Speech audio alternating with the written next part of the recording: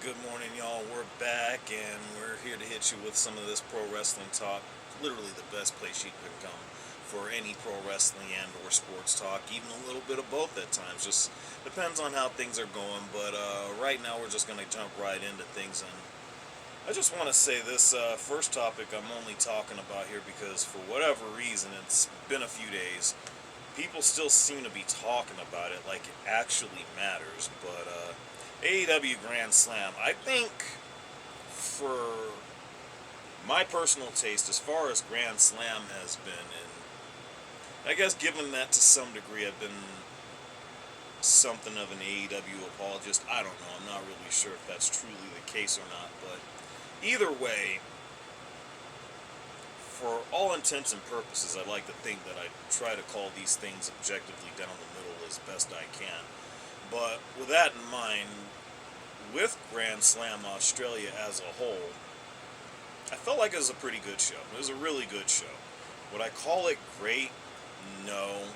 In fact, I wouldn't go as far as some folks are saying, which I've seen in certain thumbnails and or posts, depending on who you ask. AEW seems to be on a bit of a hot streak.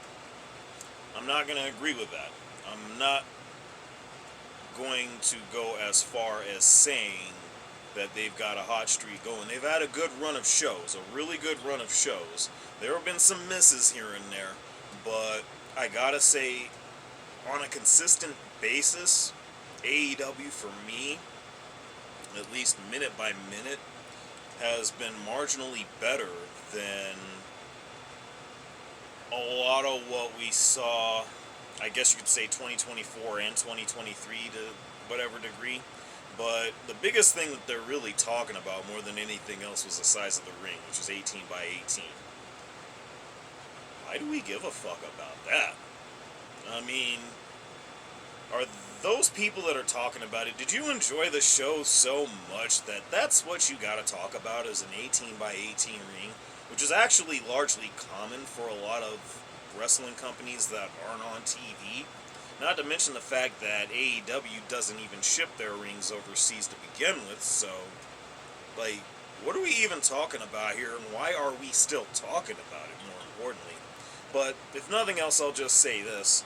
You know, there was a lot of things that I feel like I actually enjoyed about Grand Slam Collision in Australia. I do feel like, again, there were some misses, specifically Harley Cameron should have won.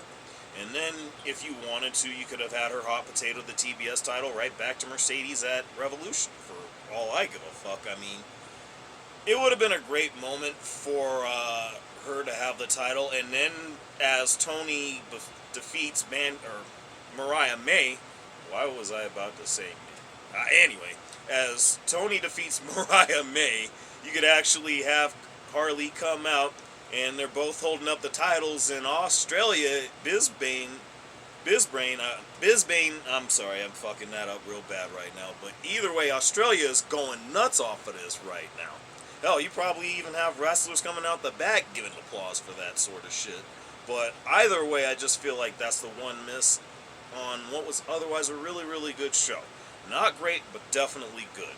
With that in mind, let's talk about great. Let's talk about great, huh? Let's talk about great. Let's talk about Moose. Moose. Anyway, yeah, had to get that in there real quick.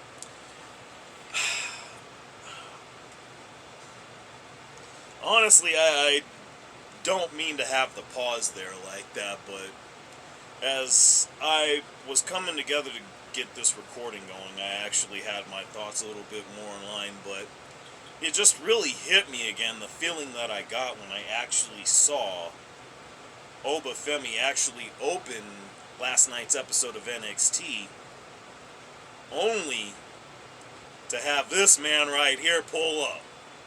My God. This is like, if this isn't like a pro wrestling fan's ultimate wet dream, I don't know what is. Like this, oh my God. Moose and Obafemi. I mean, do I need to say anything more than that? Do I need to say anything more? whenever that happens, because they didn't give an exact time or date and place for when this is going to happen, when and where this is going to happen, but man, just the fact that this man pulled up, that's all I can think to say right now. I'm just in, obviously I'm getting hyped again. I was hyped well, I didn't get to see it in the moment. I did see it after the fact, but ah man. Honestly, I felt like this was a collision course waiting to happen. To be truthful, I wanted this at the Rumble, just for them to have that face to face. But this, or I guess we'll do it this way. This right here, this was spectacular. This was nothing short of fucking spectacular.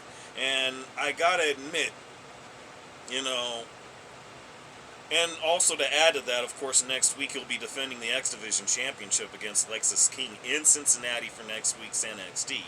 But man, who would have thought this is how we'd be getting it?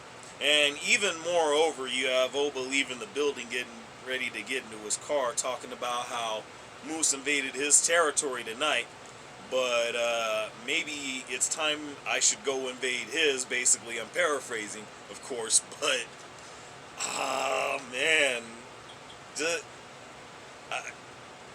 I can't say enough about this relationship with WWE TNA. This, no shot do we not get amazing shit out of this. No shot.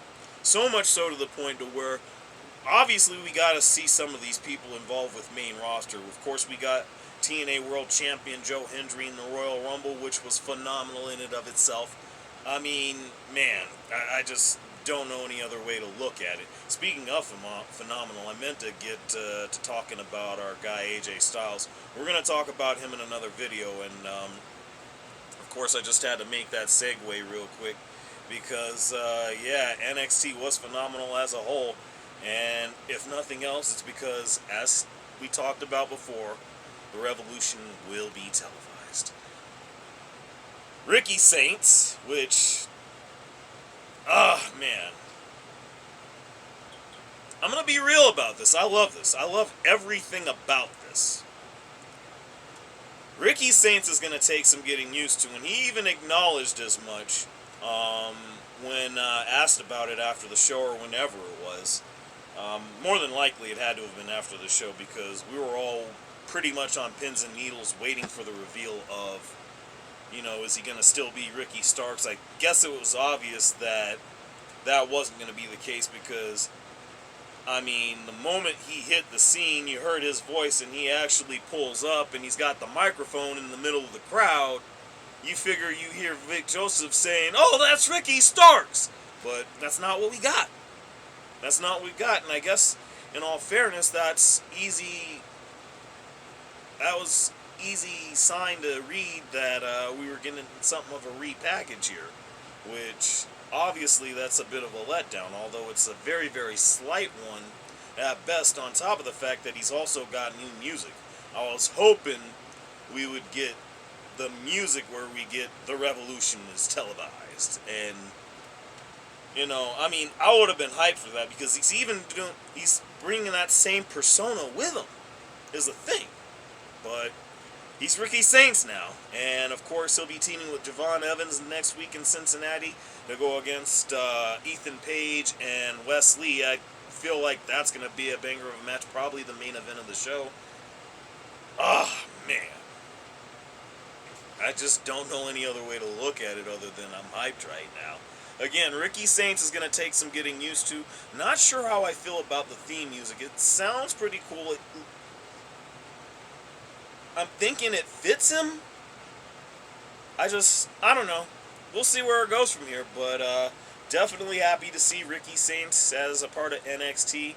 This is a great thing. If you want to talk about Tony Khan fumbling the ball on this one, whatever. I mean, I think it's a good thing that he let him go because we're finally getting this. And it didn't seem like we were going to anytime right away, but we're getting it now, and it's definitely well before Stand and Deliver and WrestleMania season. You gotta love this. You gotta love this. I don't know any other way to look at it, and that's where I'll leave it at that. So on that note, y'all know what it is. Like, share, subscribe. Y'all really gotta let me know what y'all thinking on this. Come on. Hit me up with some comments, man. Come on, that's all I ask.